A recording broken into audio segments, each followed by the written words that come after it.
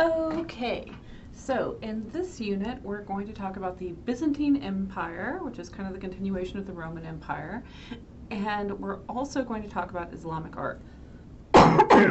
Excuse me, that's not a great way to start this off. Sorry. Okay, so let's get into the Byzantine first, and then we'll go from there. All right, what do you know about the Byzantine? Well, you maybe know a couple of things from the last lecture from the Roman Empire unit, where we talked about a guy named Constantine. So that is a name that we definitely affiliate with the Byzantine Empire.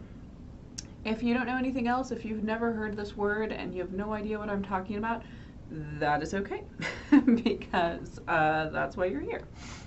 So, quick introduction. We have the Tetrarchy at the end of the Roman Empire, kind of the Roman Empire 1.0, which is where it was divided into four. The Roman Empire was divided into four areas, ruled by four different guys.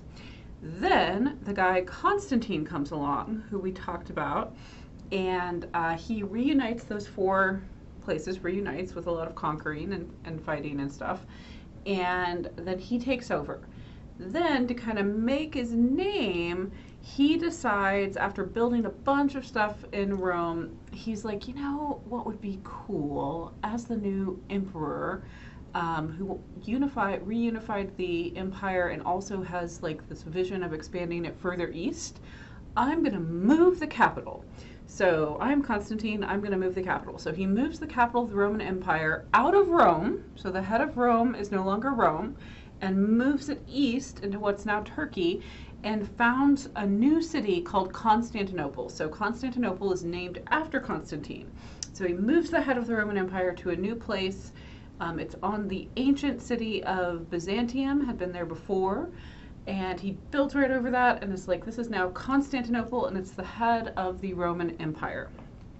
Okay, so he founds Constantinople in 330, as I said, on the site of ancient Byzantium, and he rules from there. After him, Theodosius I succeeds Constantine, so he becomes the emperor after Constantine, and he's like, you know, the thing about ruling this whole thing from Constantinople is it's really big and we're really far away from Rome and from everything that was happening over in the western part of this empire. So I'm Theodosius, and I think the thing to do is to cut this thing in half. So that's what he does. And he appoints his successor in Constantinople is Arcadius, who's going to be the emperor of the East. And he appoints a second successor for the western part of the Roman Empire, who he designates, and that's Honorius. And so he's the leader in the west, and he then moves the capital a couple of times. So he starts in Rome, and then he decides to move the capital to Milan, and then eventually to Ravenna. Okay, that's after Rome is sacked in 410, so Honorius is like, you know what, I want to move the capital too. So he does that.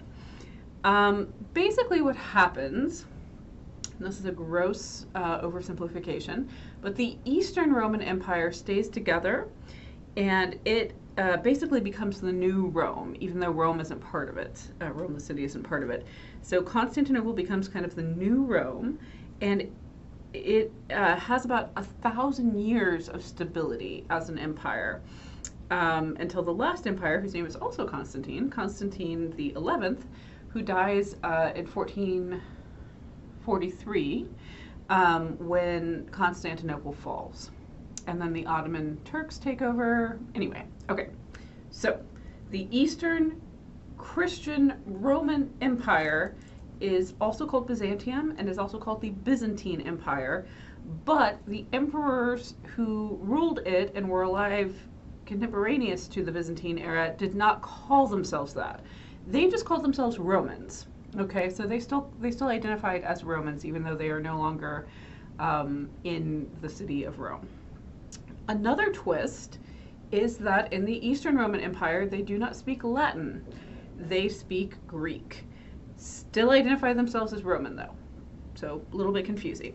Byzantium Christianized the Slavic states and the Balkans, and also what is now Russia, and that's where the Eastern Orthodox Christian religion comes from. It comes out of this era.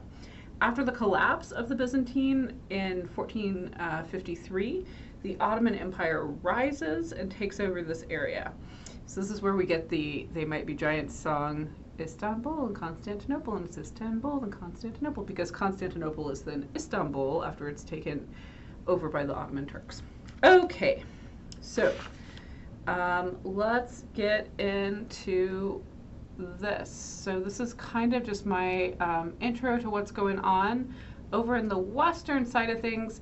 So you can see we have Rome, and then the capital moves all the way up to Milan, and then the capital moves back down to Ravenna, and that becomes the western capital of the Western Roman Empire for a while, which kind of just dissolves. It kind of collapses into a bunch of warring kingdoms. It doesn't have the longevity of the Byzantine Empire, which is stable for about 1,000 years. But you can kind of see the distance between all of these spaces. All right.